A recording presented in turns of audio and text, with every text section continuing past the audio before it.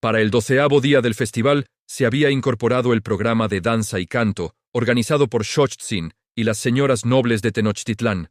Como Victoria era una experta en el ramo, fue invitada a participar junto con ellas. Las mujeres salieron vestidas con sus suntuosos trajes para celebrar la danza.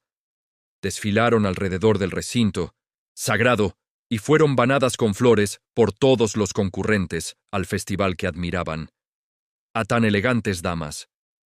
Llegaron al templo de los sacerdotes, o el Calmecac, donde se vistieron con lujosas diademas de oro, incrustadas con jade y turquesa, rematadas con bellos y coloridos plumajes de aves exóticas.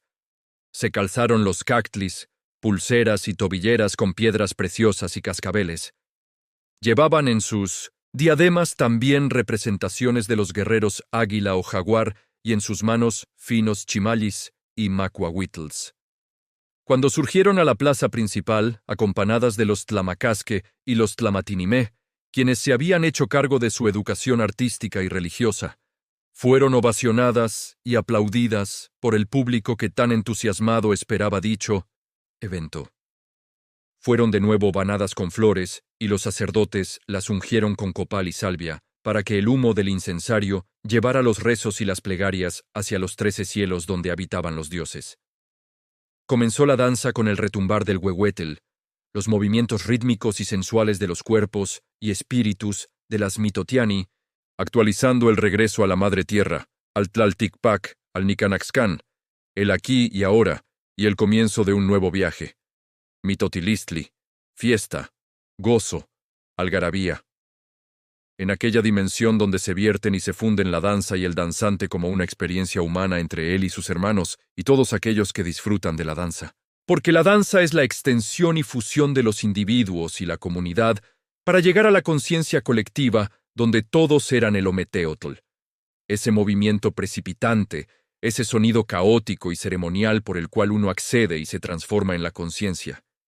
Esa danza que llevaba al danzante en su vertiginoso viaje del cuerpo al espíritu, de la vida a la muerte y de la muerte al sol, porque es la frenética danza del sol que ilumina la oscuridad horrenda, sometiendo al silencio. Porque en la unión colectiva se manifiesta la madre tierra, el agua, el aire y el sol en una armonía cósmica absoluta, esa armonía acariciante y hermosa que representa la búsqueda y el objetivo final del hombre en el universo. Porque nuestra responsabilidad social es justamente esta: vivir en permanente armonía. Cuando fallamos en este compromiso fundamental, Tezcatlipoca se manifiesta con todo su poder destructor dentro de nuestra conciencia para recordarnos que no estamos cumpliendo con nuestro deber. El universo, es decir, Ometeotzintli, se manifiesta en cada uno de nosotros como Tezcatlipoca. El mitote es el reino del caos, donde la mente se vuelca en un sueno amorfo y de 1000 voces distorsionadas que nadie entiende, y donde nadie sabe exactamente quién es él. Cuando la realidad se manifiesta en el espejo humeante donde se revuelve nuestro ego y nuestra conciencia como la horrible serpiente en el paraíso. Ese espejo humeante inextricable y tenebroso que nos impide ver quién realmente somos y cuál es nuestra misión en este mundo. Porque Tezcatlipoca dijo: «Yo soy el espejo humeante, porque yo me estoy mirando a mí mismo en todos ustedes, pero no nos reconocemos por el humo entre nosotros. Ese humo es un sueno, y el espejo eres tú, el sonador.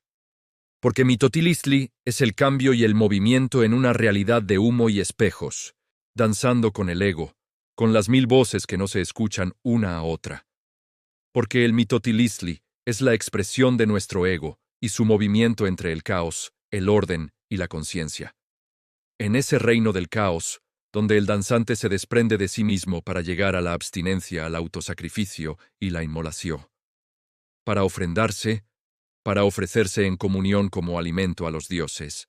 Porque el Mitotilistli es la danza del espejo humeando, donde no sabemos quiénes somos, y donde pretendemos ver lo que no vemos. Como en ese momento en que se solazaban todos viendo danzar a la bella Victoria, pero el caos los sorprendió cuando un comando de guerreros águila surgió de entre la nada, precipitándose entre los danzantes, y las multitudes que huían despavoridas entre los gritos y aullidos de las 1000 voces distorsionadas. porque el Mitotilistli también era el descenso horrendo al Hades y a Mictlán. Era también la danza del regreso al paraíso perdido, donde merodeaba la serpiente con toda su maligna voluntad y su veneno. Esa serpiente de fuego amorfa y macabra que era el arma mítica de Huitzilopochtli, con la cual despedazaba a aquella sangrante Coyolxauhqui que rodaba sin cabeza cuesta abajo Coatepec. El Mitotilistli era la sangre real que comenzó a correr mientras los guerreros se debatían con los impostores que se habían congregado para cubrir la huida de Itzcoatl con victoria en una canoa por el lago de Texcoco. Iba acompañado de una escolta de 10 soldados, los que fueron interceptados antes de llegar a tierra por 100 guerreros que los tomaron presos liberando a Victoria. Todo esto ante la mirada sonriente y enigmática de Xochtzin,